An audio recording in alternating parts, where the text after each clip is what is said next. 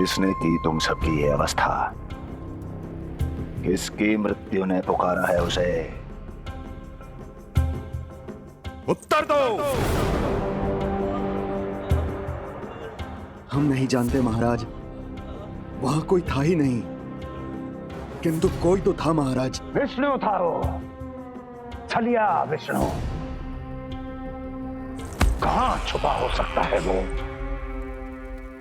विष्णु कहां छिपा है ये तो मैं भी नहीं जानता महाराज, किंतु जब से आकाशवाणी के विषय में आपने बताया है, मुझे एक शंका है जो लगातार मेरे हृदय को कचोट रही है। आकाशवाणी के अनुसार विष्णु का अवतार देवकी के गर्भ से 8वें पुत्र के रूप में जन्म लेने वाला था, अर्थात उसका जन्म उस बंदी गृह में ही हुआ होगा। तो फिर वो वहां से भागा कैसे? और उसे तो पुत्र होने वाला था महाराज। फिर वो कन्या, वो किसकी पुत्री थी? कहीं ऐसा तो नहीं कि उस बंदी गृह में कुछ ऐसा हुआ हो जो आपकी जानकारी के बाहर हो महाराज? और यदि कुछ ऐसा हुआ है तो क्या वसुदेव और देवकी के जानकारी के बिना ऐसा हो सकता था? मुझे तो लगता है महाराज कि आपकी बहन और आपके बहनोई दोनों ही आपके शत्रु विष्णु के साथ मिले हुए हैं। मेरी बहन और मेरा बहनोई, उनमें इतना साहस नहीं। उन कायरों ने तो मेरे भय से अपनी सभी नवजात शिशुओं को एक एक कर मुझे सौंप दिया था। वो मेरे विरुद्ध नहीं जा सकते।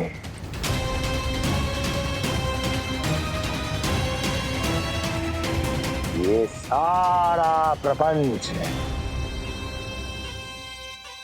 उस विष्णु का रचा हुआ है। हमें उसे ढूंढना ही होगा।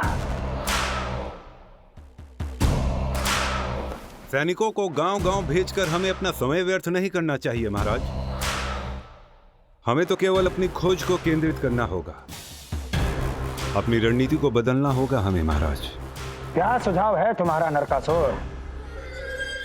स्त्री, पुरुष, युवा, वृद्ध, इन सभी के प्राण लेने आवश्यक नहीं है महाराज।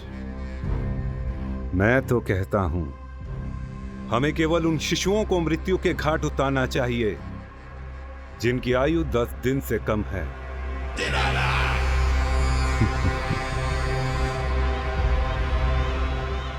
लगता है कंस को मेरा सुझाव अच्छा नहीं लगा।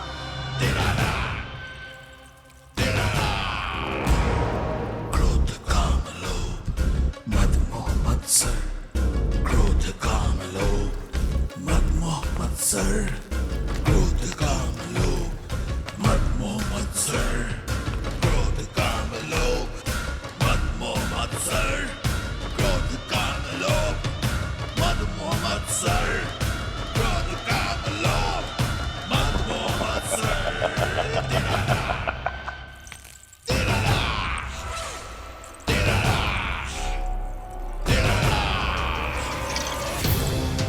वाह मेरे मित्र वाह।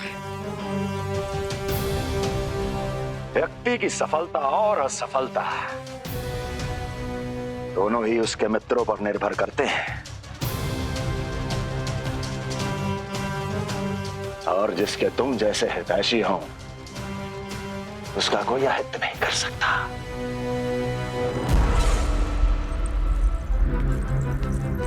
सर्वोत्तम सुझाव है ये। यदि हमें उस विष्णु को रोकना है तो 10 दिन से कम आयु के सभी बालकों के प्राणों को हरना होगा। अब बस हमें यह सोचना है कि इस कार्य को करने के लिए हम में से सबसे अधिक उपयुक्त कौन होगा। होगा नहीं महाराज, होगी। इस कार्य के लिए हमें एक स्त्री चाहिए, एक ऐसी स्त्री जो शिशुओं को अपना भोजन बनाने के लिए विशेष रुचि रखती हो।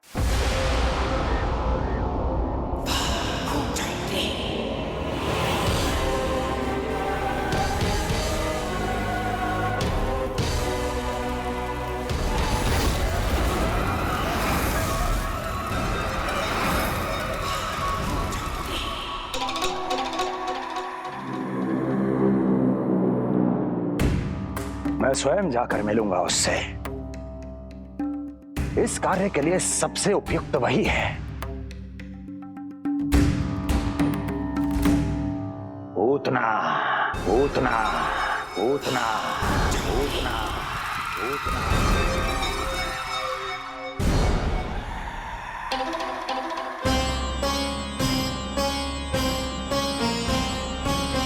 पूतना, पूतना।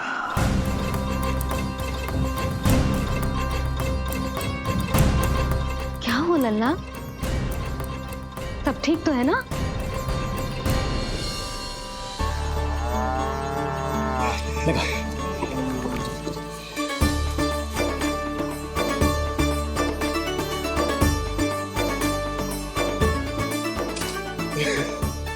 अरे अरे अरे क्या कर रहे हो है? ये फूल टोकरी में धरवे लायक ना है बाजाई, ये तो घर द्वार सजाए के लिए।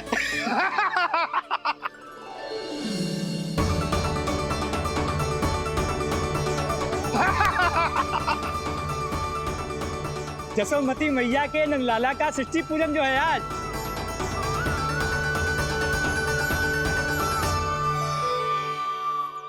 मैया मैया मैया। अरे तू तैयार ना हुआ अब तक? चल मैं तुझे तैयार करती हूँ। सीधा खड़ा रह। नंद महाराज के यहाँ षष्ठी पूजन के लिए जाना है कि ना? हम नंद बाबा के घर का हाथी पे जाएंगे ना। तो फिर क्या घोड़े पे जाएंगे? ना हाथी पे जाएंगे ना घोड़े पे जाएंगे, हम नंद जी के घर पालकी में जाएंगे। सच्ची? हाँ, हाथी घोड़ा पालकी जय नंद गोपाल की। हाथी घोड़ा पाल के जय नंद गोपाल की। हाथी घोड़ा पाल के जय कन्हैया लाल की। हाथी घोड़ा पाल के जय नंद गोपाल की। हाथी घोड़ा पाल के जय कन्हैया लाल की।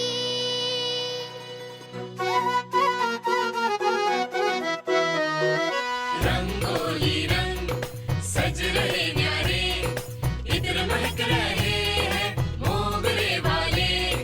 मोर पंख के मुकुट लगा के पशु भी लग रहे कितने प्यारे। सज गए घर आंगन दीवारे, सज रहे बालक नर और नारी।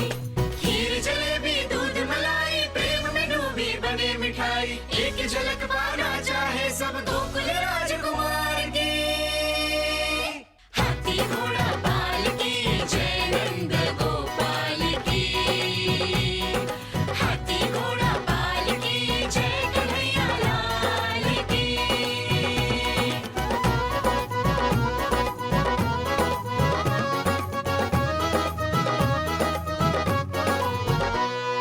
शोभित नीलमणि के तन पे, पीतांबर भी स्वर्ण सदम के। मोती माला कड़ा पे जलिया, होकर मगन खुशी में खनके। आनंद उत्सव मन को भाए, कान्हा बंद मन मुस्काए। यशोमती अपने लल्ला को मंत्र मुग्ध देखी ही जाए। बारंबार वो दृष्टि उतारे अपने नटखट बाल की। हाथी घोड़ा पाल की जय नंद गोपाल की। हाथी घोड़ा पाल की जय कन्हैया लाल की। हाथी घोड़ा पाल की जय नंद गोपाल की। हाथी घोड़ा पाल की जय कन्हैया लाल की। होगा मेरा लल्ला तैयार। हाँ होगा तैयार।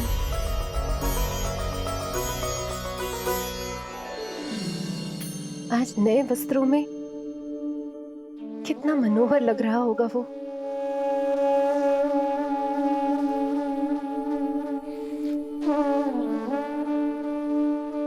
मेरे अस्तित्व का कण कण आज षष्ठी देवी की आराधना करना चाहता है, किंतु यदि मैंने ऐसा किया तो भैया को संदेह हो जाएगा।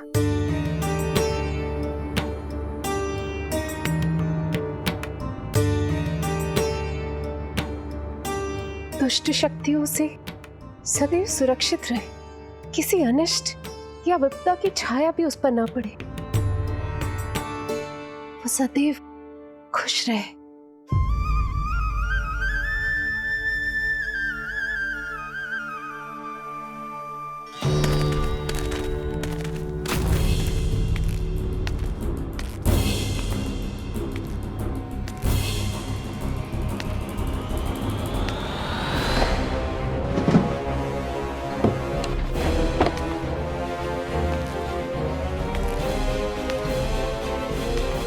हमें लगा महाराज कंस हैं, किंतु ये तो उनकी छाया है दुर्जन। छाया नहीं, महाराज कंस का सबसे अधिक प्रिय और विश्वसनीय सेवक हूं मैं। जो भी हो, उत्सव की मिठाई कहाँ है? आपके घर पुत्र हुआ है। तनिक धीरे बोलो मित्र, तुम्हारे कारण मेरे पुत्र के प्राणों को संकट आ सकता है। ऐसा क्यों कह रहे हो मित्र? तुमने सुना नहीं? महाराज कंस का आदेश है कि 10 दिन से कम आयु के सभी नवजात शिशुओं को मृत्यु के घाट उतार दिया जाए।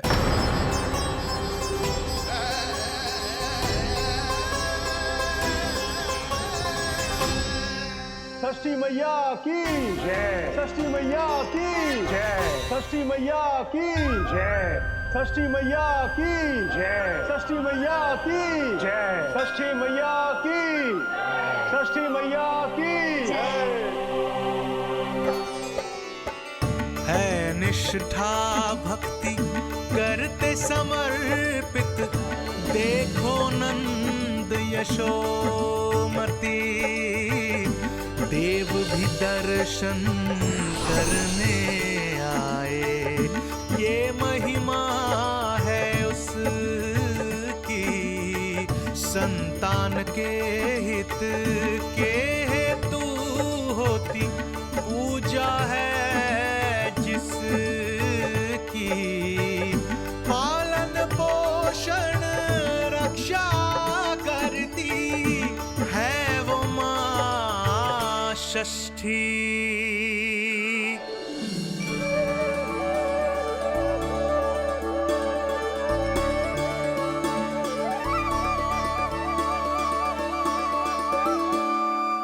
कंस बहुत ही निर्दयी है। इसलिए मैंने अपनी पत्नी समेत अपने पुत्र को भी पड़ोसी राज्य भेज दिया है, उसके मामा के यहाँ। वहां वो दोनों सुरक्षित रहेंगे। किंतु आप तो उनके सबसे अधिक विश्वसनीय सेवक हो मित्र। जब महाराज ने अपनी बहन की संतानों की हत्या करने में तनिक भी संकोच नहीं किया, तो फिर मेरी सेवा और स्वामी भक्ति मेरे पुत्र के प्राणों की रक्षा कैसे कर पाएगी? आप सत्य कह रहे थे स्वामी। भैया बिल्कुल नहीं बदले, तो अभी भी मेरे पुत्रों को ढूंढ रहे, उसे भी मार डालेंगे। कुछ नहीं होगा हमारे पुत्र को देवकी। वो वस्त्र, जब मैं वो वस्त्र सिल रही थी तो अवश्य प्रहारियों ने मुझे देख लिया होगा और उन्होंने भैया को जाकर बता दिया होगा। तभी तो भैया को मेरे पुत्र के विषय में संदेह हो गया। भैया पता नहीं क्या करेंगे। हे नारायण। श्री नारायण के न्याय में विश्वास रखो देवकी। हमारा पुत्र साक्षात श्री विष्णु का स्वरूप है। उसकी रक्षा षष्ठी देवी स्वयं करेगी।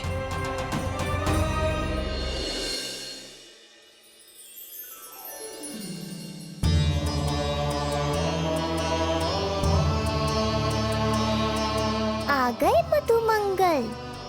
पूर्णा मौसी के पोते होने के नाते तुम मुझे पहले से ही प्रिय हो, पर जो भूमिका तुम मेरे जीवन में निभाओगे उसके कारण तुम्हारे प्रति मेरा प्रेम और भी अधिक बढ़ गया है।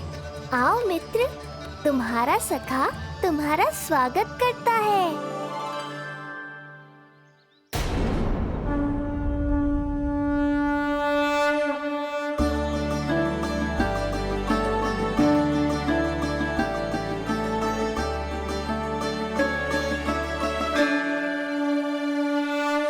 हे मां षष्ठी, गोकुल के भविष्य हमारे राजकुमार को उत्तम स्वास्थ्य और दीर्घायु का आशीर्वाद दीजिए।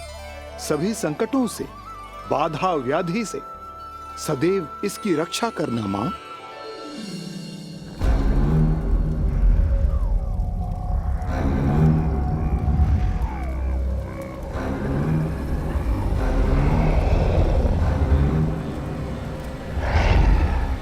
महाराज, मेरे होते हुए आपको कोई सफलता और असफलता के बीच केवल कर्म का अंतर होता है दुर्जन। मेरा शत्रु असफल हो, इसके लिए आवश्यक है कि ये कार्य मैं स्वयं करूं।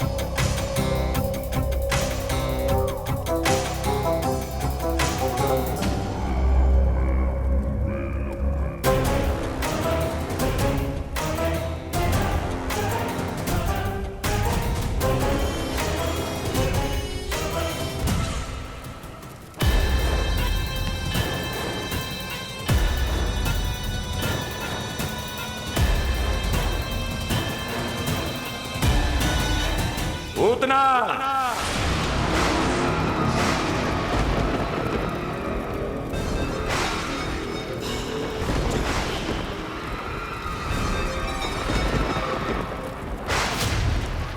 कंस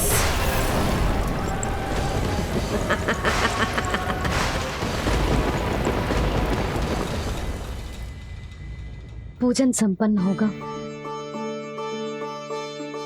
अब षष्ठी मैया अवश्य ही हर बुरी शक्ति से हमारे लल्ला की रक्षा करेंगी। मैया, मैं बुराई का नाश करके धर्म की स्थापना करूंगा, चिंता मत करो आप। जे देखो, अतिथियों से मिलने के लिए कितना लालायित हो रहा है हमारा लल्ला। हाँ?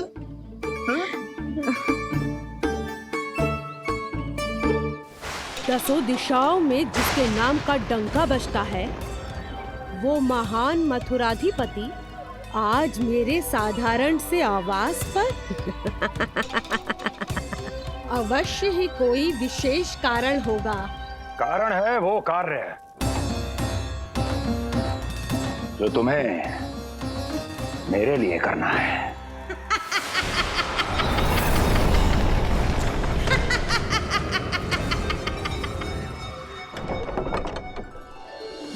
यशोमती मैया के नंद लाला की, यशोमती मैया के नंद लाला की, यशोमती मैया के नंद लाला की, यशोमती मैया के नंद लाला की, यशोमती मैया के नंद लाला की, यशोमती मैया के नंद लाला की।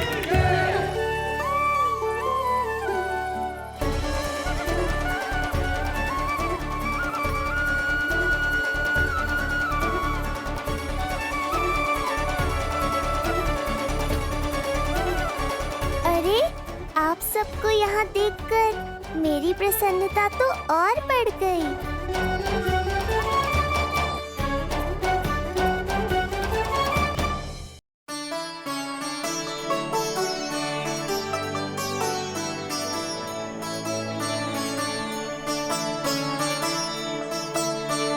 इतने आश्चर्यचकित मत हो मधुमंगल, तुम विशेष हो, क्योंकि जितने धर्मपरायण तुम हो उतना कोई नहीं। तभी तो तुम देवताओं के दर्शन भी कर सकते हो। पर तुम्हारी दादी कहाँ है मधु? मेरा उनसे मिलने का बहुत मन है।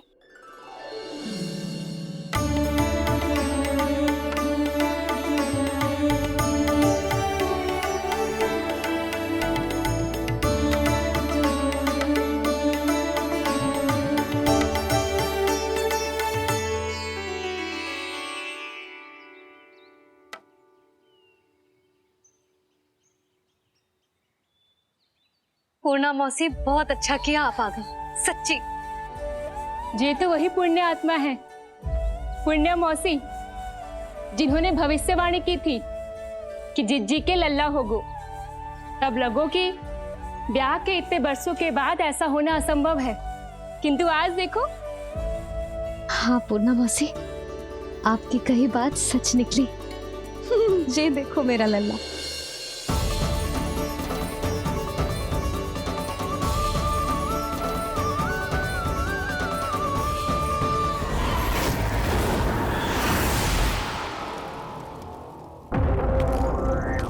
तुम्हें मेरा आदेश मानना होगा। महाराज हूं मैं तुम्हारा।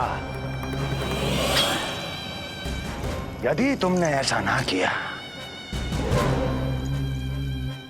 तो परिणाम क्या हो सकता है ज्ञात है ना। मैं तुम्हारे भी प्राण ले सकता हूं। नवजात शिशुओं की हत्या करना तुम्हें भी प्रिय है ना पूतना। नवजात शिशु?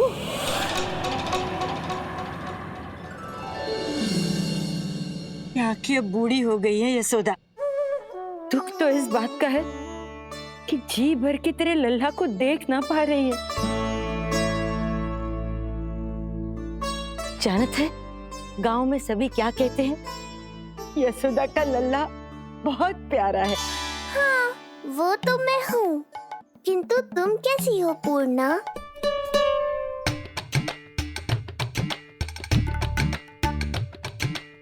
किसी ने कुछ कहा क्या?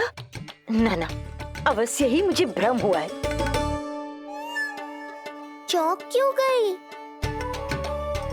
हमारा नाता तो जन जन का है पूर्णा।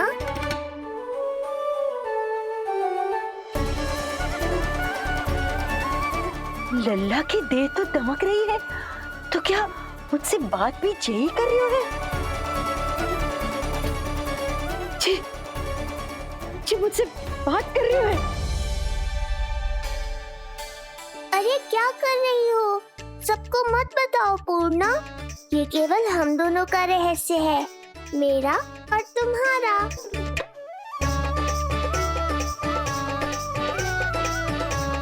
क्या हुआ मौसी? कहना क्या चाहती हो आप? जे बात कर रहे हो आपसे?